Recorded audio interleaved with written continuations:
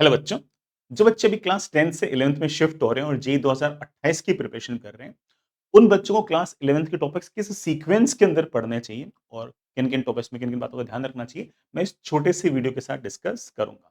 ये chapter sequence आप follow कर सकते हो। ये सारे के सारे चैप्टर हम लोगों ने हमारे मोहित त्यागी यूट्यूब चैनल पर बिल्कुल बढ़िया सिस्टमैटिक तरीके से प्लेलिस्ट के अंदर डाल रखे हैं। प्लेलिस्ट के अंदर जो लेक्चर्स हैं उनको नंबर 1, 2, 3, 4, 5 तरीके से बहुत ही अच्छे से सजा रखे हैं, तो आपको कोई कन्फ्यूजन एज़ सच नहीं होगा।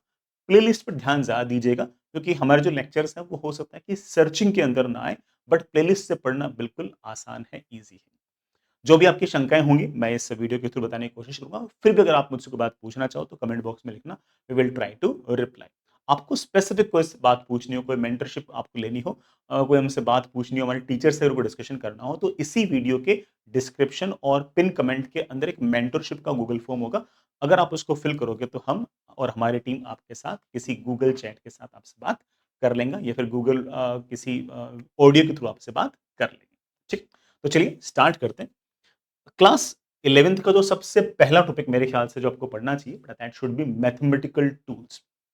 मैं यूनिट एंड डायमेंशन चैप्टर को इतना ज़्यादा पसंद नहीं करता हूँ। मैथमेटिकल टूल तो कंपल्सरी है। मैथमेटिकल टूल चैप्टर के अंदर आपको सिंपल बेटा फंक्शंस क्या होते हैं, सिंपल ट्रिग्नोमेट्री क्या होती है, वेक्टर्स क्या होते हैं, डिफरेंशिएशन और इंटीग्रेशन क्या होते हैं, ये समझाया जाता है।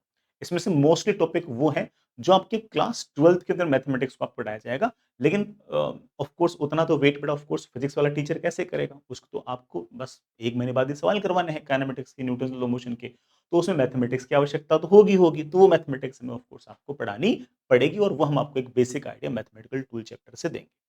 यूनिट एंड डायमेंशन आप यहाँ पर अवॉइड कर सकते हो, मैथमेटिकल टूल से आप स्टार्ट कर सकते हो। यूनिट एंड डायमेंशन उन उन बच्चों के लिए पढ़ना कंपल्सरी हो गया बेटा जिनके लिए ऑफ कोर्स बेटा वो जो बच्चे स्कूल जा रहे हैं। क्योंकि बेटा स्कूल में तो ठीक है यूनिट एंड डायमेंशन आएगा, लेकिन जो बच्चा जेईई या नीट की प्रिपरेशन कर रहा है वो यूनिट डायमेंशन ना पढ़े तो ज़्यादा अच्छा रहेगा। बल्कि जिस-जिस चैप्टर में जो-जो टर्म्स आएँगी उनकी यूनिट और डायमेंशन उस चैप्टर में बता दी जाएगी। साथ ही साथ किसी-किसी सवाल के अंदर डायमेंशनल एनालिसिस वगैरह होंगे तो उस चैप्टर में वो बता दिए जाएँगे। इस तरीके से थोड़ा-सा आसान रहेगा, ईज़ी रहेगा। Otherwise unit and dimension chapter में जब बच्चा पहली बार permittivity of space, free space देखता है, परमिएबिलिटी देखता है, तो ऐसे वर्ड्स देख के वो घबरा जाता है, डर जाता है। तो और उसको लगता है कि यार फिज़िक्स शायद बहुत ही ज़्यादा टफ है और वो डर उसके अंदर से कई बार 2 साल तक निकल नहीं पाता। ऐसे केस में आई वुड से दैट कि आप बेटा उसको यूनिट एंड डायमेंशन अगर आप स्कूल के लिए कर रहे हो तो ठीक है एनसीईआरटी पढ़ो और जो स्कूल लेक्चर उससे काम चलाओ और जेईई या नीट के लिए अगर प्रिपरेशन कर रहे हो तो लेट इट बी लास्ट साल के एंड में पढ़ लेना, कोई खास ऐसी दिक्कत नहीं है। हर चैप्टर में यूनिट डायमेंशन आपको बारी-बारी पढ़ा दिए जाएँगे। अगले बड़ा जो सेक्शन होगा that will be the section of kinematics. Kinematics के अंदर बेटा 3 चैप्टर हैं। पहला आपका जो चैप्टर होगा that will be rectilinear motion जिसे हम वन डायमेंशनल मोशन भी कहते हैं। Second one is projectile motion जिसे हम टू डायमेंशनल मोशन कहते हैं और तीसरा बेटा आपका रिलेटिव मोशन है। रिलेटिव मोशन थोड़ा-सा टफर साइड का है।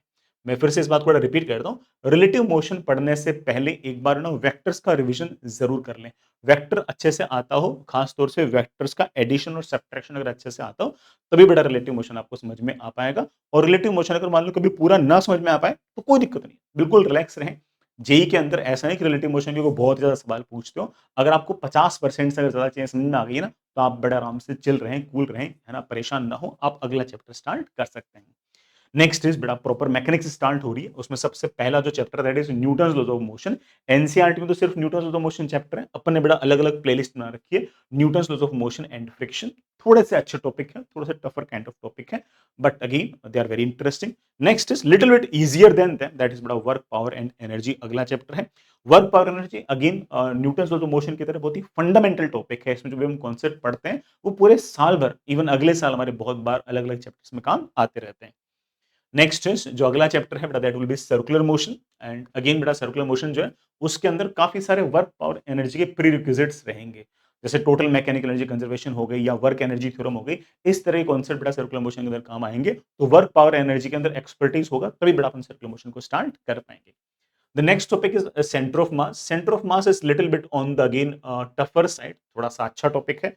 कॉन्सेप्ट्स भी खूब सारे हैं, फॉर्मूले भी खूब सारे हैं, तो इसको आराम से इत्मीनान से अच्छे से पढ़ें एंड ये आपके आईक्यू को, एप्टीट्यूड को, एनालिटिकल स्किल्स को और बेटर करता चला जाएगा।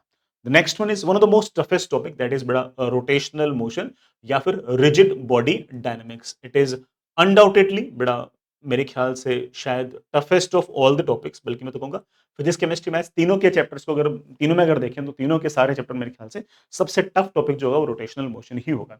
बट अगेन रोटेशनल मोशन अगर टफ है इस बात का मतलब ये नहीं कि किससे घबराने की ज़रूरत है। बल्कि अगर एक बार अगर हमें इसके कॉन्सेप्ट्स अगर समझ में आना स्टार्ट हो गए, तो वी विल लव इट। हमारा जो सारा का सारा जो दिमाग है ना वो इसी बारे में काम करेगा कि मैं और सवाल करूँ, मैं और है ना चैलेंजिंग क्वेश्चन्स करूँ and you will love it.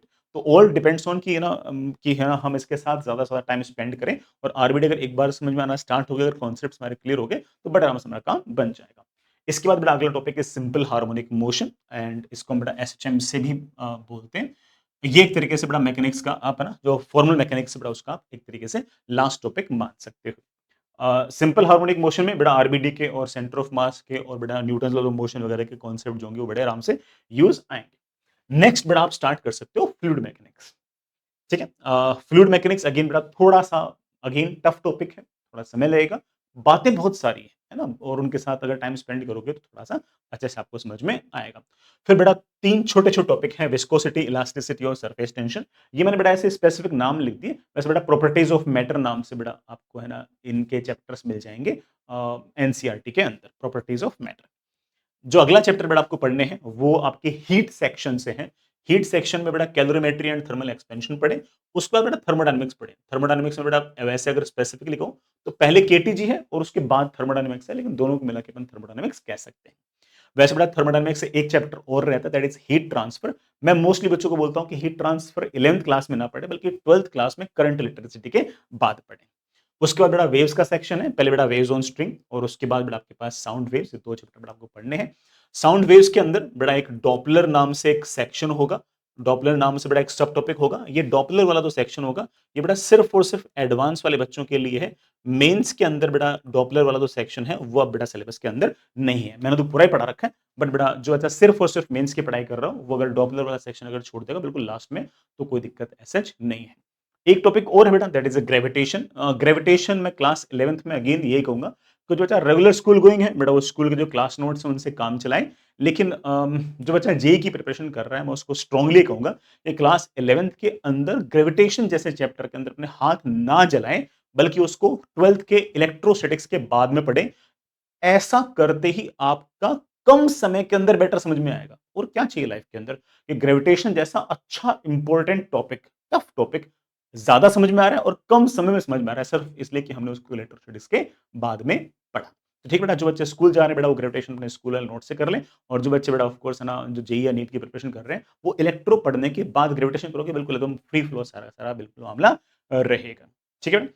जो बच्चे बेटा सेल्फ स्टडी कर रहे हैं वो इस तरह से बेटा हमारे मोहित त्यागी चैनल को यूज कर सकते हैं, इस सीक्वेंस के अंदर सारे सारे काम कर सकते हैं, प्रीवियस ईयर क्वेश्चंस कर सकते हैं बेटा, वो अपनी ऐप के ऊपर बिल्कुल फ्री के अंदर अवेलेबल हैं, बड़ा आराम से अच्छे से पढ़ सकते हैं, कोई दिक्कत है ही नहीं। जो बच्चा ये चाहे कि नहीं लेक्चर भी, टेस्ट भी, रिवीजन भी, होमवर्क भी, मेंटरशिप भी, सारी की सारी चीजें मुझे कंबाइंड मिल जाए, मैं सेल्फ स्टडी में डिसाइड खुद नहीं कर पाऊंगा मुझे क्या करना है क्या नहीं करना, बेटा वो हमारा अगला जो प्रथम थर्ड जो बैच है उसको ज्वाइन कर सकता है। मैंने इसमें लिखा नहीं, मैं बेटा लिख देता हूँ, दिस बैच नेम इज प्रथम 3। ये बेटा क्लास 11th का टॉपिक 11th का बैच है। ये 30th मार्च 2026 से स्टार्ट होगा। ये आप कंपटीशन की ऐप और i.competition वेबसाइट से बाय कर सकते हो। इसके बारे में कोई इन्फॉर्मेशन अगर आप चाहिए तो 4x8 4x021 या फिर 7410900901906908 पे बेटा कॉल भी कर सकते हो। ये बेटा उन बच्चों के लिए है जो बच्चे कहें कि सिर्फ सेल्फ स्टडी हमसे खुद से नहीं होगी, पढ़ना में ऑनलाइन है, और जो बच्चा सेल्फ स्टडी कर रहे हैं बेटा ऑफ कोर्स मैं आपको पूरी पूरी बढ़िया तरीके से अच्छे से सीक्वेंस बता दी कि आप बड़े आराम से ऐसे भी सेल्फ स्टडी कर सकते हो। फिर भी अगर आपके मन में कोई बात हो, कोई शंका हो तो कमेंट बॉक्स में लिखना। आप अगर इंडिविजुअली अगर बात करना चाहो तो बट अगेन आप है ना वो मेंटरशिप वाला जो गूगल फॉर्म है जो इस वीडियो के पिन कमेंट में और डिस्क्रिप्शन में होगा उसको फिल करना, तो our team will connect with you and आप जो भी सवाल पूछोगे उसको प्रॉपर तरीके से लिखना। आप जितना बेटर तरीके से अगर सवाल को लिखोगे, हालांकि गूगल फॉर्म ने बहुत सारी चीजें भरवाई हैं, बट आप उस गूगल फॉर्म को जितना अच्छे से फिल कर पाओगे हमारी टीम आपको उतने अच्छे तरीके से मेंटरशिप दे पाएगी और आपको उतने अच्छे तरीके से गाइड कर पाएगी। तो use this resources well, all the best, bye, अगली बार मिलते हैं।